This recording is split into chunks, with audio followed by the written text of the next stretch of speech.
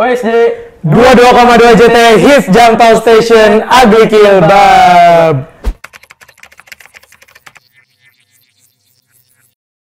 Alhamdulillahirrabbilalamin. Sekarang Alhamdulillah. ketemu sama senior dulu divisi bahasa. Iya. Insyaallah. Mau boleh perkenalan dulu ya? Boleh kali. Oke.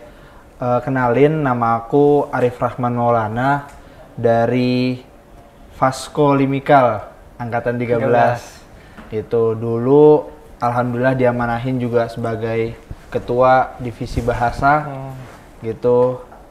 Dan hari ini aku ada di Universitas Brawijaya jurusan hubungan internasional, berarti fakultasnya ilmu sosial ilmu politik ya. Dan di sana alhamdulillah juga hari ini mendapat wewenang sebagai anggota dewan perwakilan mahasiswa FISIP. Seperti itu. Masya Allah. Berarti sekarang udah semester 3 di Universitas Brawijaya ya? Brawijaya. Naik semester 4. Oh ya, next semester 4 sekarang. Benar. Udah masuk berarti? Nanti masuknya itu bulan Februari pertengahan. Oh, liburnya berarti sampai Februari? Iya. Lama juga. Berarti sekarang masih libur? Masih dong, sekitar 2 bulan libur ya. Lama. Boleh ya kita coba ya liburan 2 bulan gitu ya. 2 bulan kayaknya nggak bisa Albina. 2 minggu aja agak jarang-jarang. 2 minggu aja udah alhamdulillah ya. Oke, jadi karena kesempatan kali ini sangat istimewa gitu kan Bang. Iya. Saya pengen nanya-nanya gitu kan, waktu Jamtol dulu, Jamtol namanya Jamtol Legasi kan. Iya. Nah, waktu Jamtol Legasi kan dulu ada namanya program OSJ gitu yang baru. Benar. Nah, alhamdulillah nih sampai sekarang nih bisa acara yang jadi besar seperti ini, sampai udah lumayan dibilang sukses lah bagi divisi kami gitu. Udah kami pengen ngundang Abang gitu, pengen nanya dulu gitu. Dulu sebenarnya awal mulanya asal usulnya OSJ itu gimana sih, dari mulai dipilihnya penanggung jawabnya sampai sistem-sistemnya berjalan tuh gimana gitu. Nah, ini tuh menjadi satu hal yang sangat menarik ya menurut aku. Karena begini, di awal kepengurusan, memang di saat itu aku udah di kader ya kan, dari kelas 10. Dan aku melihat banyak evaluasi yang harus diperbaiki, mana program yang harus dilanjuti. Jadi tidak semua hal kita berbicara tentang inovasi. Karena nggak semua hal inovasi itu bagus gitu. Kayak paradigmanya begini, ketika ada 1 gelas air ya, terus kemudian kita untuk memenuhinya itu kita buang lagi airnya dengan alasan inovasi, sehingga nggak akan penuh itu gelasnya. Jadi gitu. Maka di saat itu yang kami coba bangun adalah visi misi kami itu maunya apa, tujuan kami itu maunya apa gitu. Akhirnya dibuatlah di saat itu divisi bahasa sendiri, visi misinya adalah untuk menciptakan A, B, C, D dan seterusnya gitu. Dan ini yang menjadi pegangan kami selama 1 tahun gitu. Dan kemudian memang di saat itu pas banget momentumnya kita dihadapkan dengan COVID. Betul. Benar. COVID itu benar-benar mengubah segalanya. Yang awalnya kita belajar di kelas tatap muka menjadi online. Di Zoom, di Gmeet. Yang awalnya kita rapat ketemu di masjid gitu ya. Ayo misalnya diumumin likulli mudabbir min kismil logoh alaikum bil hudur amamal masjid atau di mana gitu kan. Iya. Sekarang jadi online, karena di saat itu sempat online juga kan. Gitu. Ini banyak merubah hal banget, termasuk dalam kebijakan di divisi bahasa sendiri. Dulu normatifnya ini dari tahun ke tahun itu ada namanya koran biasanya, kayak yang ditempel itu kan di mading. Nah itu tuh selalu ada koran. Tapi kemudian pas zaman COVID keluarlah peraturan bahwasanya tidak boleh ada distribusi barang yang masuk ke dalam pondok. Ini sudah keputusan yang mutlak dan kita selaku Jamtol menghormati keputusan itu.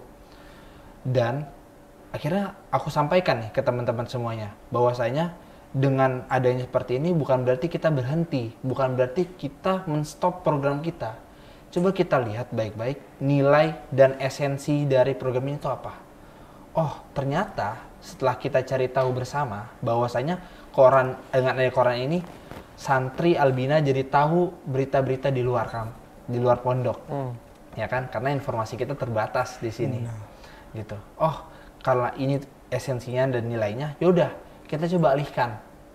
Akhirnya yang kita gagas di saat itu adalah pertama, membuat koran sendiri. Yang kedua, karena membuat koran sendiri, kita ngerasa, kita masih mampu nih untuk mengerjakan banyak hal lagi selain ini. Akhirnya adalah yang namanya OSJ, obrolan santuy Jumat. Makanya di sini aku juga mau ngucapin terima kasih dulu kepada Bintang Abrisam, karena dia sangat visioner orangnya, dan juga teman-teman bahasa di periode tahun Jamtol Legacy. Terima kasih, dan semoga bisa menjadi manfaat, karena ngomongin legasi berarti ini dong, kebermanfaatan dan peninggalan ya. Iya, warisan. Warisan gitu. Jadi seperti itu OSJ. Kendalanya banyak di saat, karena yang namanya merintis, yang namanya memulai tidak ada yang mudah. Betul. Gitu, membangun sesuatu. Makanya bangga banget dan senang sama Jamtol sekarang, terusnya divisi bahasa gitu yang dipimpin teman-teman semuanya bisa udah tambah sebagus ini gitu. Tadi nanya udah berapa episode? Udah 13 episode, berarti ini ke 14. 13, ini ke-13. Oh, ini ke-13-nya. Itu luar biasa banget dan menunjukkan konsistensi tahun ini Jamtolnya bagus gitu. Kendalanya di saat ketika kami merintis itu adalah terkait dengan alat. Pasti yang pertama alat. Kalau terkait dengan perizinan, para asatis itu setuju sudah dengan apa yang kami gagas. Karena jujur komunikasi kami tuh kuat banget dengan pihak asrama gitu. Karena kan banyak kan buat speaker-speaker di asrama. Betul. Nah, kami lewat situ di saat itu. Dan komunikasi kami benar-benar kuat dengan Ustadz Misbah juga. Kemudian memang ya udah, kira kita usahakan yang namanya alat. Kira coba kita cari apa aja yang diperlukan seminimal mungkin, karena anggaran kami terbatas. Gitu kan. Anggarannya terbatas karena kami mengajukan sekian dan pada akhirnya cairnya sekian. Iya. Gitu. Mungkin itu suatu hal yang wajar dalam organisasi untuk jadi pembelajaran kita bareng. Gitu. Akhir punya alatnya, yaudah kita tuh di mana-mana tempatnya. Yang penting gak kedengeran suara. Gitu. Berarti di mana aja, mau di kelas atau di mana? Iya. Kita bahkan sempat di kelas, bahkan ceritanya tuh sempat sampai dikunciin di kampus. Kayak dikunciin di kampus, akhirnya kita lompat dari atas. Demi nggak ada suara masuk ya? Iya, itu perjuangan banget sebenarnya. Itu buat kita. Kita waktu itu belum benar-benar terhubung dengan studio kan, walaupun pada akhirnya itu terhubung juga. Itu melalui ya proses yang panjang juga dan proses pengeditan. Gitu. Jadi tujuannya intinya ya satu, ada suatu nilai yang bermanfaat, ada berita-berita yang masuk ke dalam pondok ini dan suatu experience yang baru gitu. Karena kan kami melihat juga Jumat itu adalah hari liburnya santri, nggak semua santri aktif di luar asrama. Betul. Banyak santri yang di dalam asrama juga. Nah, coba kita cari poinnya di sini, apa yang bisa kita kulik dan kita berikan manfaat gitu. Makanya ini salah satu alasan kenapa adanya OSJ kayak gitu. Berarti dulu juga di-record pakai alat gitu? Iya. Alatnya sebenarnya pakai kamera apa pakai voice recorder yang biasa? Voice recorder. Oh, nggak di videoin gitu ya? Enggak di videoin. Emang bentuknya waktu itu audio doang kan, yang asrama itu. Oh, bukan live berarti waktu itu? Enggak, kita dulu ngiranya Iya, live kita gitu. dulu, iya. Berarti waktu itu nge-recordnya juga hari Kamis atau hari sebelumnya atau? Intinya sebelum hari Kamis. Karena kan itu diedit juga kan. Iya. Kan, Oh iya. jadi kadang kita recordnya ya Senin, ya kadang Selasa. Sebisa kita dan seada tempatnya. Gitu, kita nyari tempat, mau di mana. Bener-bener perjuangannya Habis Masya Allah. itu diedit dulu sama kita. Habis itu kita izin dulu dan dicek dulu nih sama bagian ke asrama. Ini bisa nggak kita tanya? Oh, iya. dicek dulu. Dicek dulu. Ya. Wow. Gitu. Nah, kita sekarang tinggal Iya, nyolok laptop aja ya. Nyolok laptop, langsung dikasih mic. Ya. Ya awal-awal dicek karena menurut aku itu suatu hal yang wajar karena Iya, suatu hal yang baru juga kan. Benar-benar. Untuk seterusnya udah nggak dicek juga kok. Karena Ustadz Misbah juga kami salut, beliau menaruh kepercayaan yang besar juga kepada divisi bahasa. Gitu. Keren ya berarti ya. Dari awal yang nggak kepikiran itu kan, dari acara ini, dari mulai berita yang tidak bisa dipublikasikan kan Benar. karena COVID. Iya. Hingga akhirnya tuh muncul ide-ide baru hingga memunculkan OSJ ini kan. Iya. Gitu. Bagi kami sebenarnya itu ini titip buat teman-teman Jamtol sekarang dan untuk seterusnya ya, bahwa nggak ada suatu hal yang mutlak dan semua bisa berubah seketika gitu, apapun itu, karena yang harus kita pegang hari ini adalah nilai gitu, nilainya apa gitu. Karena kalau kita cuma ngelaksanain proker yang ya udahlah tahun lalu adanya ini, yaudah kita lanjutin lagi, ya itu namanya bukan nilai, tapi itu formalitas. Iya. Gitu. Ya kan, juga cuma buat ngabisin anggaran dana gitu buat Jamtol, ya buat apa gitu. Sifatnya event atau apa, kurang esensinya. Itu perlu harus dilihat lagi esensinya apa dan kebermanfaatannya apa. Tapi harus dilanjutkan terus nih, capaian-capaian dan indikator-indikatornya itu ada gitu. Oke, sekarang udah tahun 2024, capaiannya apa di akhir selesai gitu, harus ada gitu. 2025 apa, 2026 ada apa. Jadi ada kultur yang baru nanti yang kita harapkan di tahun 2030. Walaupun memang kemarin itu yang kami buat itu belum benar-benar sempurna dan tuntas. Udah kepotong selesai dan akhirnya sempat putus. Putus karena COVID.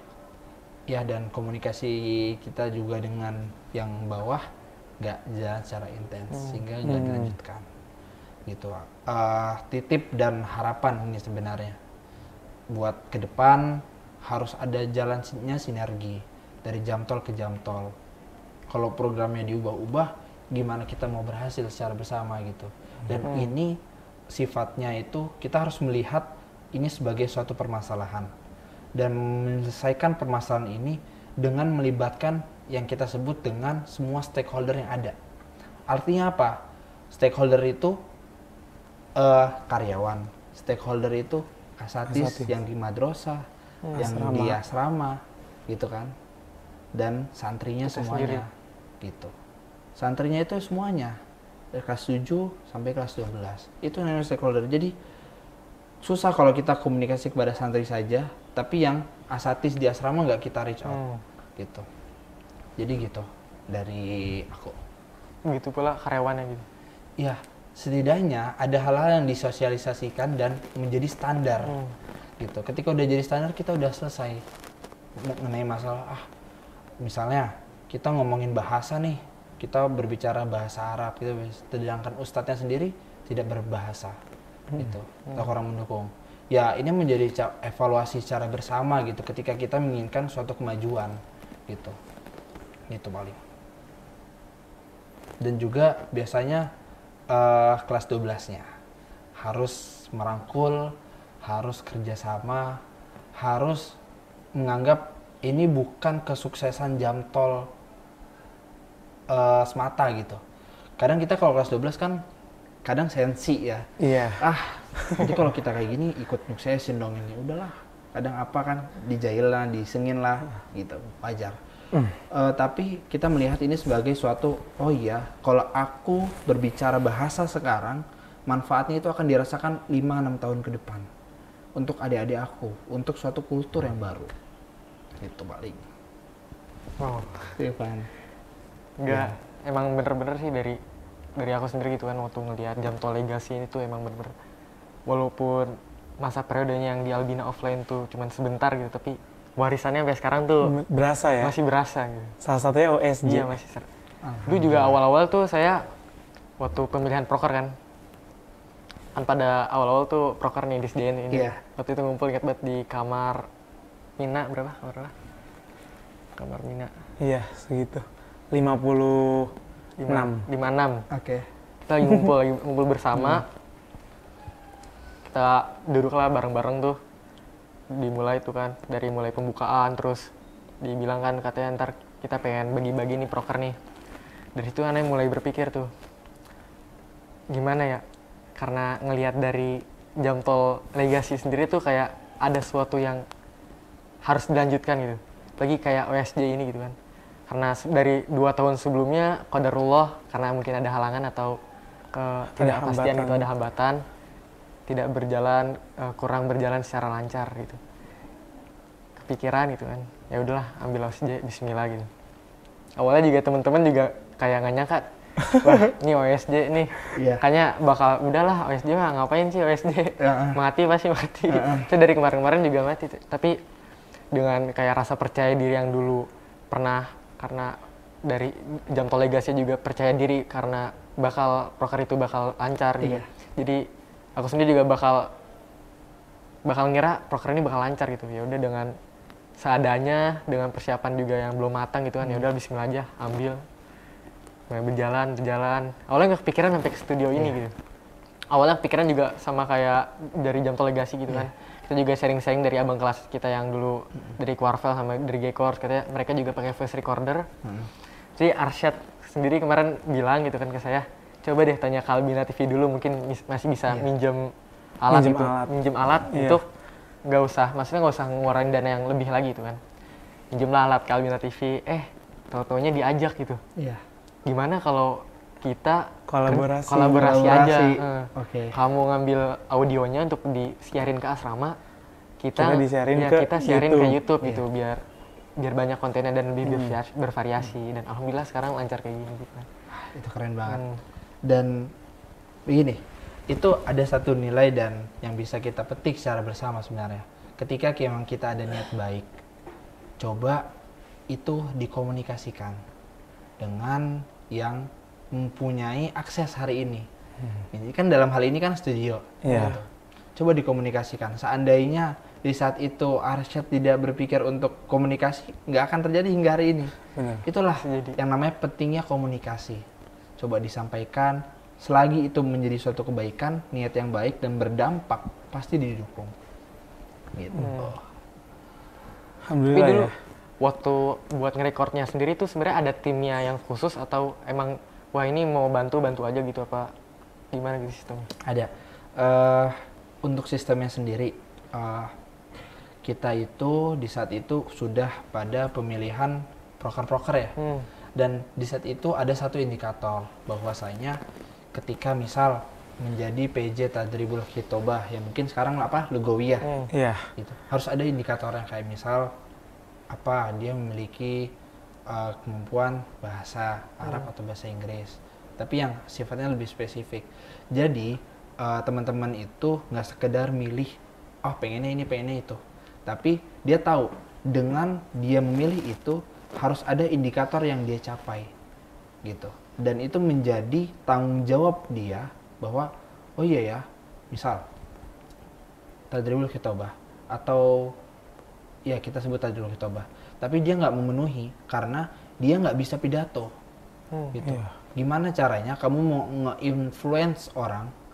Gimana caranya kamu mau ada kan pasti PJ-nya itu di depan kan, tapi malu-malu gitu. Jadi secara nggak langsung kayak gitu. Itu jadi pembelajaran juga buat kita secara bersama. Makanya termasuk yang OSJ ini, karena ini suatu gagasan yang baru, maka emang butuh orang-orang yang kritis, orang-orang yang berpikir kalau 1 tambah 1 2, enggak 3. Maksudnya yang di luar gitu lah, gitu. Yang kita nggak pikirin. Itu kita butuh sosok-sosok itu. Jadi hari ini kesuksesan OSJ itu hingga hari ini tuh bukan dari aku aja, tapi tentunya dari teman-teman aku juga yang lainnya. Itu yang mereka jauh lebih hebat dan kita sama-sama belajar. Gitu. Ya, emang di sini pentingnya komunikasi ya. Kita saling berkomunikasi antara satu sama lain untuk menghasilkan ide-ide yang berkualitas. Dengan hasilnya kayak OSJ sekarang kita di Albina TV, alhamdulillah kita udah punya playlist tersendiri ya Pan. Keren banget. Udah punya playlistnya OSJ di Albina TV. Anak Albina semuanya harus nonton itu ketika pulang ya kan. Itu wajib follow misalnya YouTube Albina dan nonton itu perangkatannya gitu kan. Mungkin pada bosan kan udah disiarin di asrama kali gitu ya. Oke, jadi gitu. Kayak kita beranjak kali ya nih. Kita udah habis ngomongin tadi dari masa-masa SMA, sekarang kita ke dunia perkuliahan. Menarik kali ya. Menarik ya di dunia perkuliahan Universitas Brawijaya. Benar. Itu daerah mana, Bro? Itu tuh daerah jadi veteran. Namanya itu Jalan Veteran.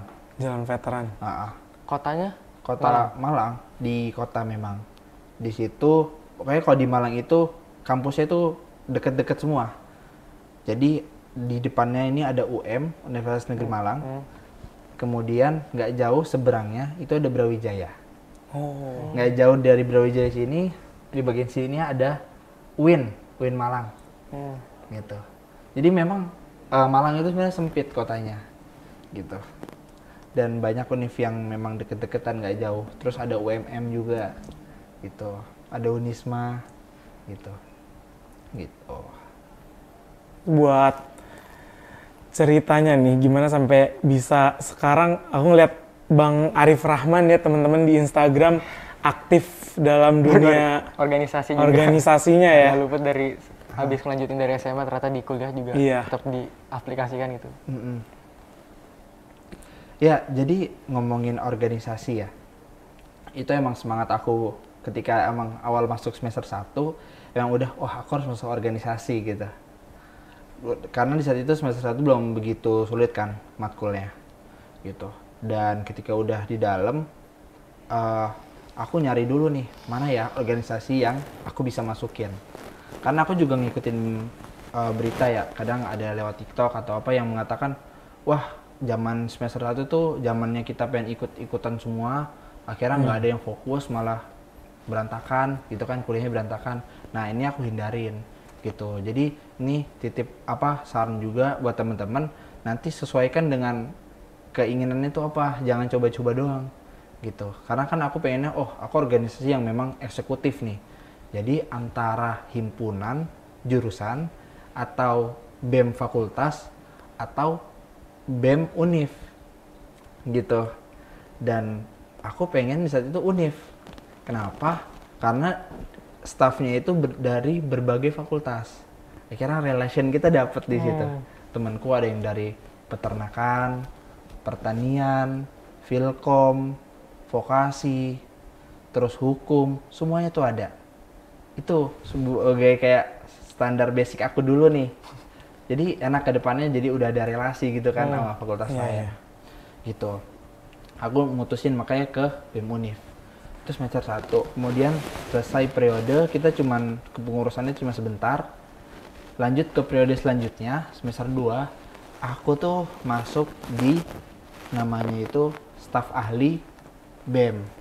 Jadi ini udah masuk lanjutnya nih, aku pengen di BEM juga di BEM fakultas dan juga BEM Univ gitu. Kenapa BEM Univ? Karena aku ingin melanjutkan karir lah bahasanya. Aku kan udah di semester 1 udah nih, lanjut lagi. Kebetulan kementeriannya aku tuh pengembangan sumber daya mahasiswa gitu. Kalau di fakultas aku dalam negeri gitu. Akhirnya aku jalan 2 organisasi secara bersamaan. Dan ini bener-bener nge-challenging aku banget. Kenapa? Karena kita ngatur manajemen waktunya itu sesusah itu. Ditambah dengan tugas kuliah, ya kan. Kadang banyak kelompok, paper yang harus kita baca, yang harus kita selesaiin, ngeresum. Nah, itu PR. Gitu. Apalagi di 2 organisasi ini yang aku aktif, ini sama-sama eksekutif ya, fakultas sama univ. Itu aku jadi ketua pelaksana juga. Gitu. Alhamdulillah kemarin tuh aku jadi ketua pelaksana Sekolah Kebangsaan Brawijaya. Yang di situ kita ngundang Kemenko Polhukam, Pak Mahfud MD. Habis itu dari Densus 88 juga ada. Dan juga dari kepolisian. Ini kayak memberikan pencerdasan kepada mahasiswa UB secara menyeluruh bahwa pentingnya nilai-nilai kebangsaan gitu. Karena di saat itu lagi ada tren isu tentang radikalisme, terorisme kan. Nah, ini yang harus dicegah gitu. Jadi aku project leadernya lah di saat itu. Jadi gitu. Pun sama di fakultas juga. Nah, tinggal pembagian waktunya ini kita yang seperti apa, mana yang menjadi prioritas, mana yang prioritas juga tapi bisa dinantikan gitu. Kita disuruh seperti itu gitu. Kemudian memang 1 tahun ini penuh dengan dinamika menurut aku, karena dengan organisasi itu kita tuh berkonflik, kita tiap hari berpikir gimana cara menyelesaikan suatu masalah gitu. Jadi itu sebenarnya esensi tujuan dari organisasi gitu. Menyelesaikan masalah dan berkonflik. Berkonflik ini dalam arti kita beda gagasan. Oh, iya. Gitu. Aku pengennya A, kamu pengennya B. Tapi sama intinya, tujuannya itu sama. Cuman secara teknisnya itu yang beda. Gitu. Nah, dengan adanya seperti itu kan kita jadi semakin kritis. Dengan adanya seperti itu kita menjadi semakin kita ngomongin suatu statement itu dengan argumen yang jelas. Hari ini kita nggak lagi ngomong kayak, aku nggak mau, misalnya, aku nggak mau kalau nanti OSJ di studio. Alasannya apa? Harus dengan argumen yang jelas gitu. A, B, C, D, tak itu sampaikan. Itu kita intinya tuh dilatih seperti itu. Dan juga kemudian relasi gitu. Relasi itu aku benar-benar merasakan banget. Aku merasa dengan aku banyak organisasi, aku bertemu dengan banyak orang, bertemu dengan banyak entitas, bertemu dengan banyak dosen-dosen yang mengatur itu. Dan juga aku terlibat di berbagai kepanitiaan juga gitu, kayak misalnya ospek Universitas Raja Brawijaya kalau di UB namanya gitu, aku ikut mengatur juga. Jadi sehingga aku rasa skop aku untuk bekal ke depan itu udah cukup gitu, karena ke depan kan harus benar-benar fokus ke akademik gitu. Dengan kita udah ada basic ini diharapkan bisa mampu menunjang seperti itu. Karena aku ngerasa gini, kayak nggak cukup kita kuliah aja kupu-kupu gitu kan, kuliah pulang gitu, tapi kita nggak barengin dengan organisasi gitu, sehingga ini menjadi standar kita juga ketika kita pengen meng-apply ke perusahaan, misalnya kita mau kerja gitu kan, udah lulus gitu, bahwa kita punya pengalaman nih sebagai project leader, sebagai vice project leader kayak gitu. Jadi gitu, dan kita buat belajar lah intinya di sana.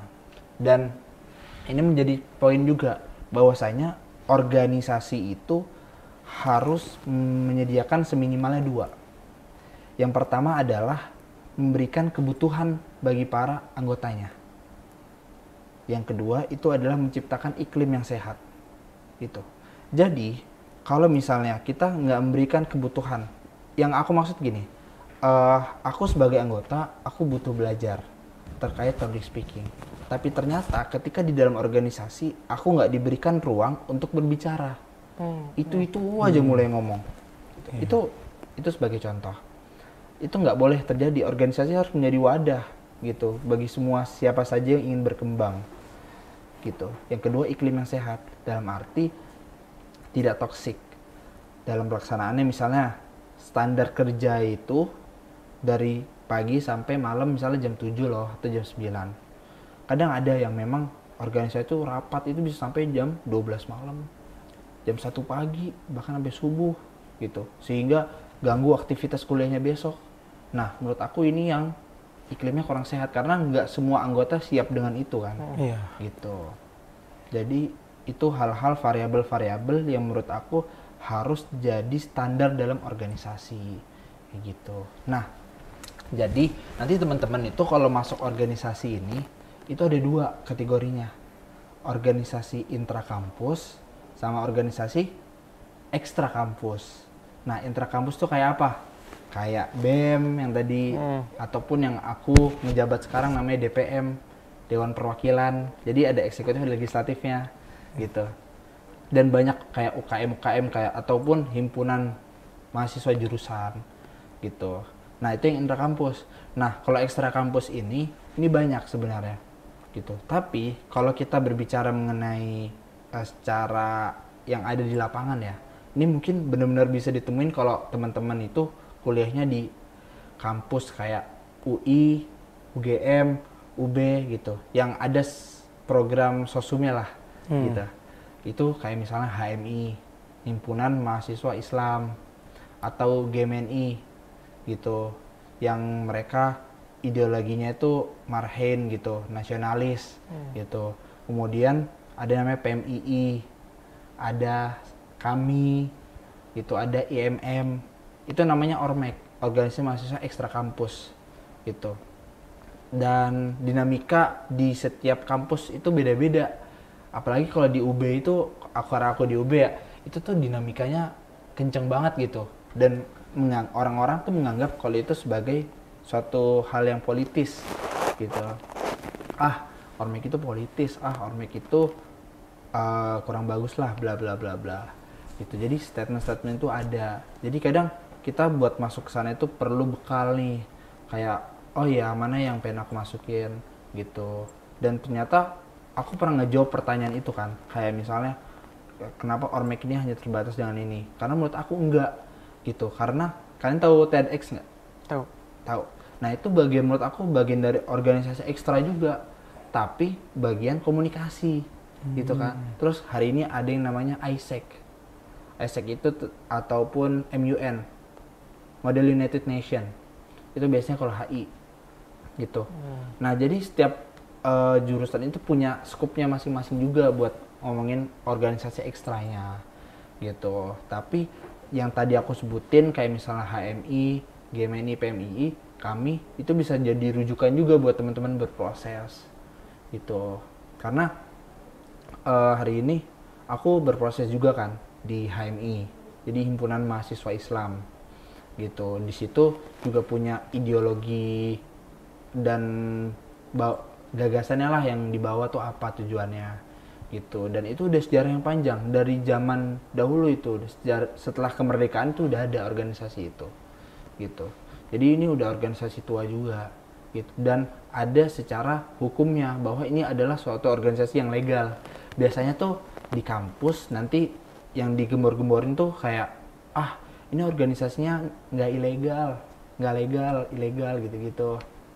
Padahal enggak gitu. Karena yang aku bilang tadi dinamika politisnya itu kenceng gitu kalau di kampus. Tinggal gimana kita bisa ngefilter, gimana kita bisa membedakan nih, mana informasi yang benar, mana yang tidak benar. Nggak ada salahnya untuk mendengarkan, nggak ada salahnya untuk bertanya gitu.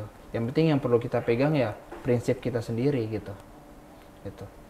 Nggak jadi masalah misalnya, aku nggak mau ikut organisasi ekstra kampus, aku intra aja. It's okay gitu. Ataupun sebaliknya, aku pengen ekstra aja nggak pengen intra, it's okay. Itu semua tentang pilihan. Karena adanya teman-teman di sini sekarang itu juga pilihan, ya kan? Iya. Gitu. Kamu ada di divisi bahasa pilihan. Megang OSD pilihan. Hidup itu tentang pilihan. Ke depan akan seperti itu terus. Gitu. Tinggal bener nggak ya pilihan aku? Gitu. Gitu. Yang penting percaya sama diri kita sendiri dan nggak selamanya kita harus mendengarkan orang lain gitu. Walaupun emang orang lain tuh kadang memberikan nasihat, memberikan apa, tapi nggak sedikit orang-orang itu yang memberikan hinaan juga kan kadang ke kita. Apaan sih? Kayak emang bikin kita down lah gitu. Ya udah kita diemin aja. Cukup kita kamu pernah berkata seperti ini, ya udah kita buktikan gitu.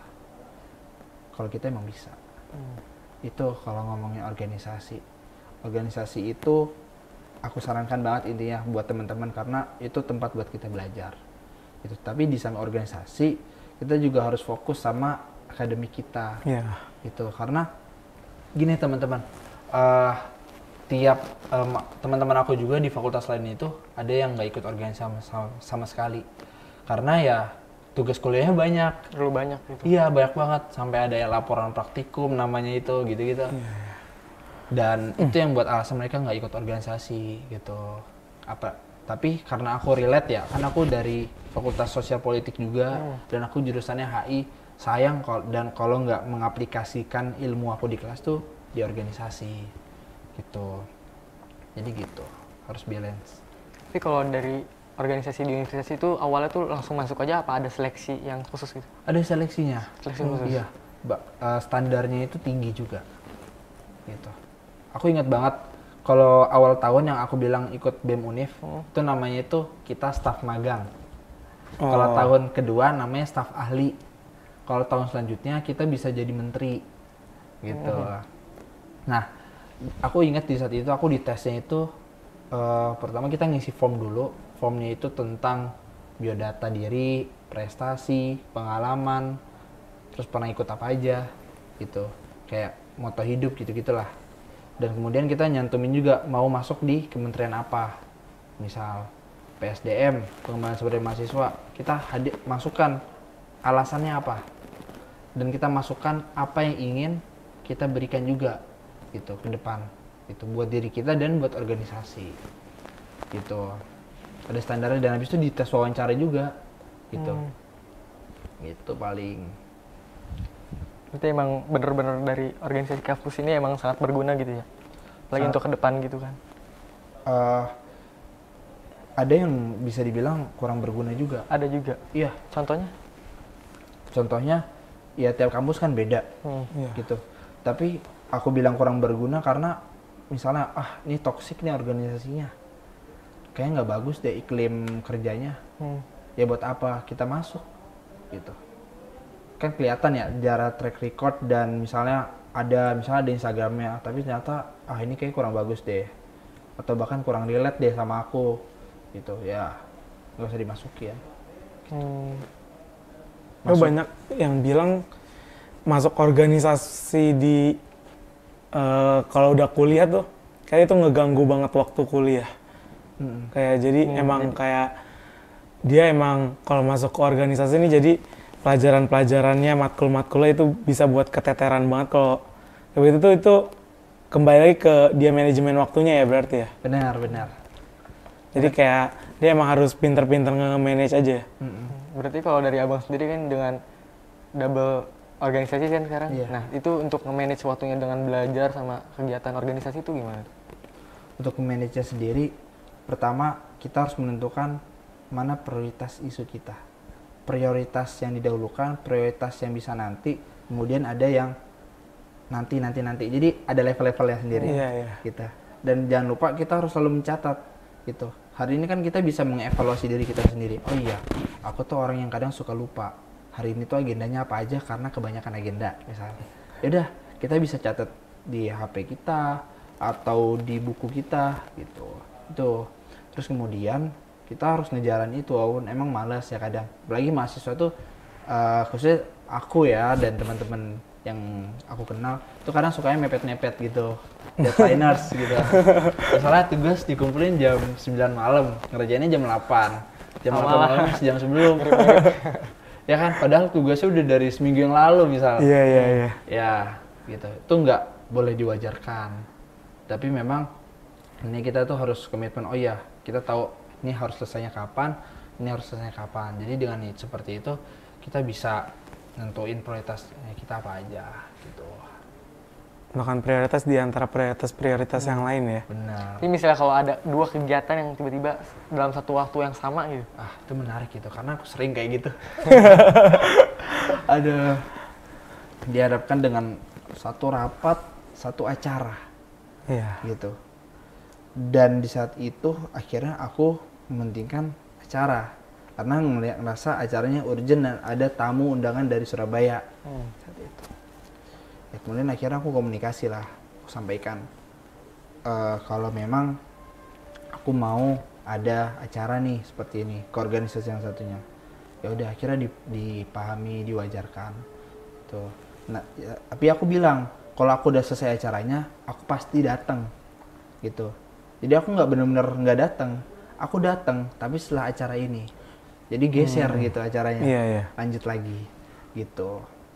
Pun sama sebaliknya. Itu berat sih, dan kita harus komunikasi intinya. Balik lagi. Komunikasi berarti paling penting ya, dalam semua organisasi gitu kan. Iya. Ya di Jamtol juga kita ya belajar komunikasi, kita biasanya bentrokan nih acara antar divisi biasanya ya. Misalnya dari divisi pendidikan sama bahasa ada biasanya Asamer sama SCC. Itu kayak biasanya masalah dari tahun ke tahun. Cuma alhamdulillah kita sekarang biasanya kalau ngambil waktu buat summer, kalau sekarang ada Tonight Show sama Nasyat ya. Jadi kita ada yang bahasa Inggris, ada bahasa Arab. Jadi kita udah perizinan dibolehin misalnya ngambil waktu jam pelajaran kayak gitu sih.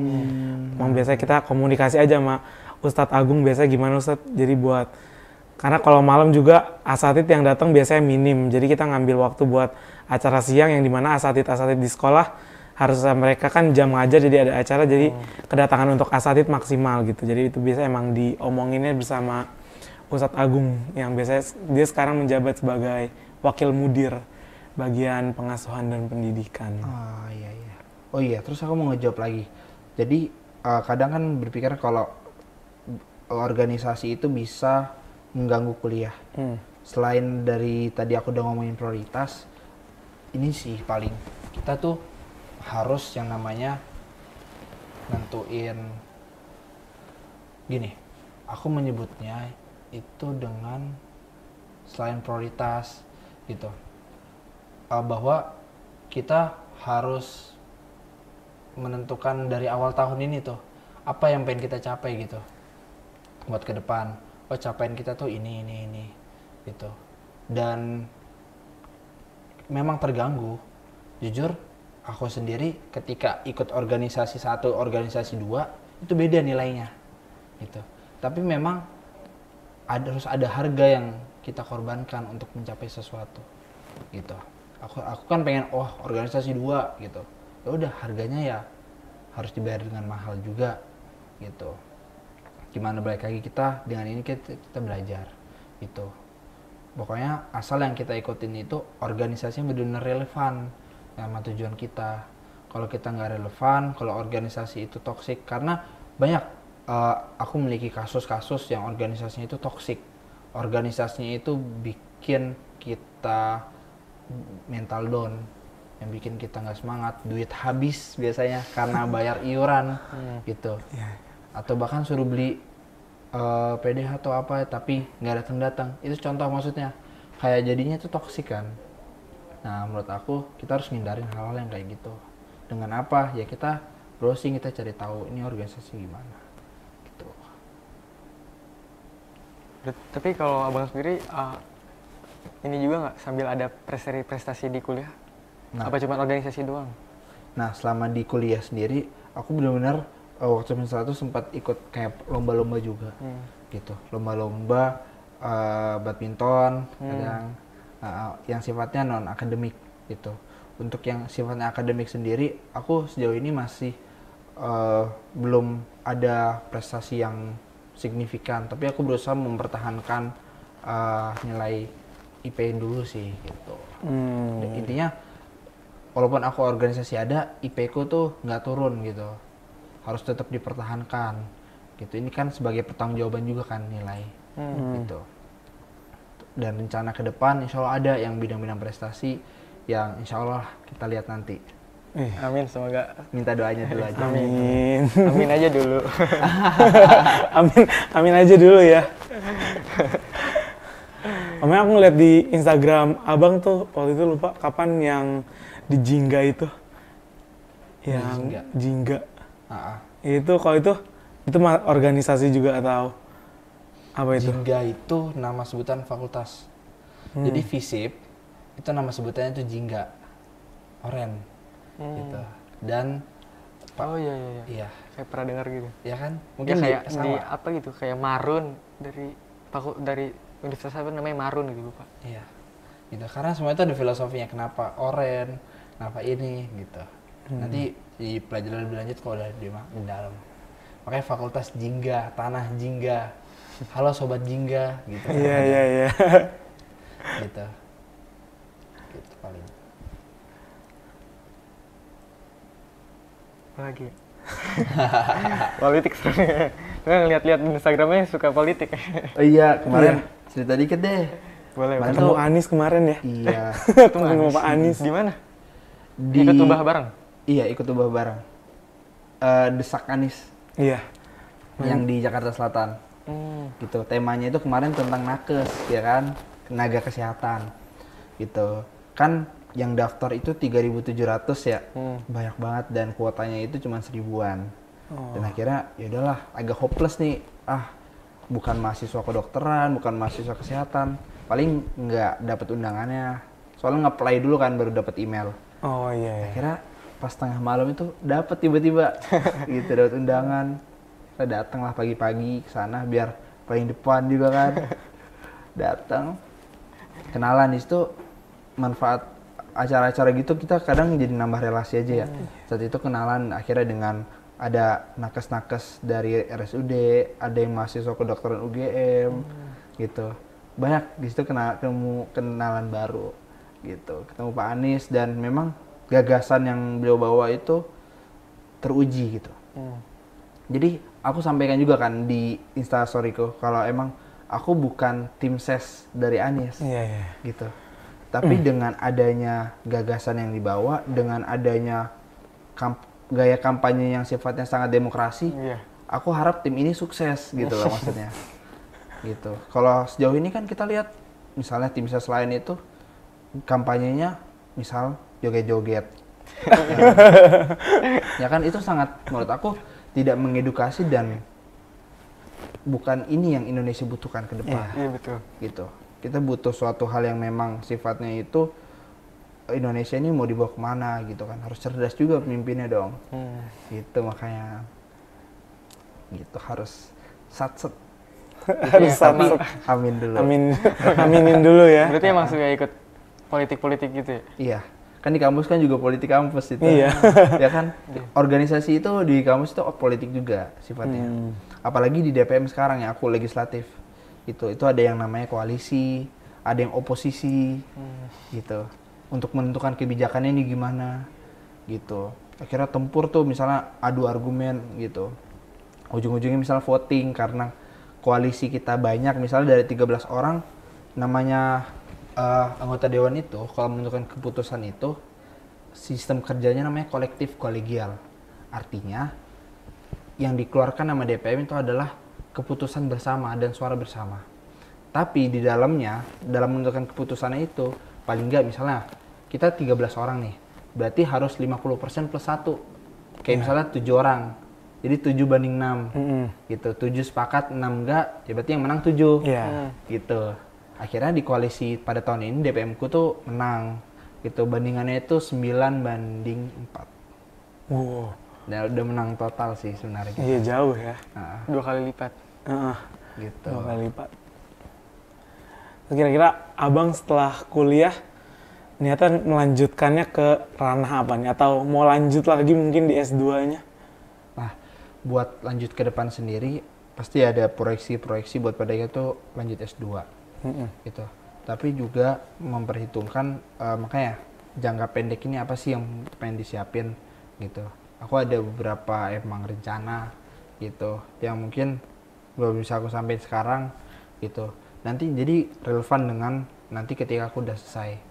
Ketika selesai, intinya tuh referensiku tuh adalah kayak Kementerian Luar Negeri, kedutaan, itu masih pegangan referensiku nomor 1 gitu. Karena hari ini aku HI, sayang kalau nggak kesana, apalagi dengan basic bahasa Arab yang udah aku punya gitu.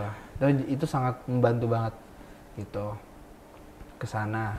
Itu pun nanti rezekinya ngarahinnya kemana, kita intinya itu juga adalah memanfaatkan setiap momentum yang ada kayak gitu. Jangan sampai ada momentum kita lewatkan gitu aja, karena momentum itu nggak datang 2 kali gitu. Gitu. Berarti dari tadi basic bahasa Arab ya udah ada, tapi sekarang bahasa Inggris masuk ke ini nggak, bahasa pengantar di kuliah? Iya, semuanya malah. Semuanya? Iya, kalau di HI itu semuanya. Dosennya ngomong juga pakai bahasa Inggris? Enggak kok, tergantung mata kuliahnya juga. Gitu. Masih banyak yang pakai bahasa Indonesia juga. Gitu, dan dibantu biasanya yang memang kurang bahasa Inggris, banyak kok hari ini, termasuk aku yang masih belajar juga bahasa Inggris. Ya kita tuh dibantu dengan misalnya kita sharing sama teman-teman kita, dengan kita terus belajar dong pastinya. Gak mungkin kita stuck kalau kita berpikir, ya bahasa Inggris susah deh, aku menjadi HI misalnya atau apa, jadi takut. Jangan pernah takut, semua itu bakal ada jalan ketika memang niat kita baik gitu. Oh iya, hari ini aku pengen di HI, hari ini misalnya aku ingin memegang kekuasaan nantinya, memangku kebijakan, aku ingin memberikan kebaikan gitu. Aku nggak pengen yang terburuk, orang yang buruk itu menjabat gitu, harus aku yang megang gitu. Jadi nilai-nilai dan tujuan-tujuan itu yang harus kita pegang buat ke depan gitu. Mungkin mau nanya sedikit Bang ya, soalnya kan saya juga sebenarnya ke divisi bahasa ini bukan saya juga karena punya bahasa yang sangat kuat gitu. Terutama dalam bahasa Inggris saya agak sedikit kurang. Kita kan di kelas 12 nanti setelah lulus, pasti kan kita akan sebagian dari kita melanjutkan universitas, terutama saya yang akan melanjutkan ke PTN itu kan. Nah yang nauzubillah amit-amit nih, nggak lulus SNBP gitu kan, pasti kan saya harus ikut yang namanya SNBT gitu. Nah di SNBT itu ada namanya tes apa namanya, literasi bahasa Inggris. Iya. Nah di situ kan dibutuhkan yang kayak pengetahuan yang mendalam. Nah sebenarnya saya dalam bahasa Inggris ini agak merasa kurang, tapi mungkin punya saran itu agar saya bisa lebih mantap ntar pas kalau nauzubillah nggak lulus SNBT. Dari pengalaman yang aku kemarin gitu, kalau tes bahasa Inggris itu ada polanya udah. Kayak misal, itu pasti terdiri dari 15 soal. Misal ya, ada 15 soal. Soal 1 sampai 5 itu mempertanyakan teks misalnya. Kayak misalnya apa yang dimaksud dengan kata ini yang digaris bawahi. Analytical kan juga ya. teks. Perbanyak kosakata dan Benar. Jadi ya kita belajar trik-trik kayak gitu dan kita harus banyak preferensi belajar. Hari ini yang menjadi kritik aku adalah ketika seorang santri udah dibatasi aksesnya di sini untuk belajar keluar misalnya, Bimbel. tapi dia nggak benar-benar bisa memanfaatkan ketika dia ada di rumah atau ketika dia memiliki akses. Anggaplah misal dia lagi di lab, bukannya belajar, main. Gitu. Ya itu bukan suatu kesalahan, tapi itu menjadi kesalahan ketika dia tidak menjadikan itu menjadi prioritas di saat besok dihadapkan dengan ujian. Gitu menurut aku. Itu balik lagi makanya. Gitu. Nah, soal-soal itu tuh yang perlu kita kaji. Oh, biasanya soalnya tentang ini nih, tipenya A, kayak gini. Kita harus ngejawabnya itu kayak gini. Oh, dalam minimalisir waktu kan diwaktuin kan. Kita harus baca soalnya dulu nih. Gitu. Baru kita baca teksnya. Jadi ada penghematan waktu. Nah, trik-trik kayak gitu tuh yang bisa kita pelajari. Itu paling. Berarti yang paling penting itu dari kayak grammar sama vocabulary lebih penting vocab ya? Ya, itu penting dua-duanya. Penting dua-duanya. Penting dua-duanya. Bisa dipelajarin secara bersamaan juga. Dan jangan lupa banyak sharing, banyak misalnya bertanya. Semisal ada waktu, ini contohnya semisal ada waktu istirahat. Karena dulu aku gitu, waktu zaman belajar bahasa Arab, aku waktu istirahatku aku pakai buat ke kantor. Ketemu Ustadz, ya nanya, Ustadz ini gimana ya? Ini ya, gini-gini. Gitu. Memang ada untuk mencapai sesuatu ada hal yang dikorbankan.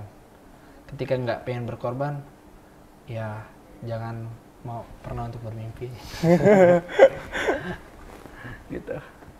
Ya semoga bisa. Semoga pasti bisa aja lah. Pasti bisa. Harus yakin. Sebenarnya mau ya karena tadi aja gitu, karena takut itu kan bahasa Inggris. Makanya saya dari sekarang udah mulai agak mempersiapkan gitu. Takutnya ntar juga. Saya sebenarnya kemarin pas libur juga pergi gitu ke kampung Inggris. Oh iya.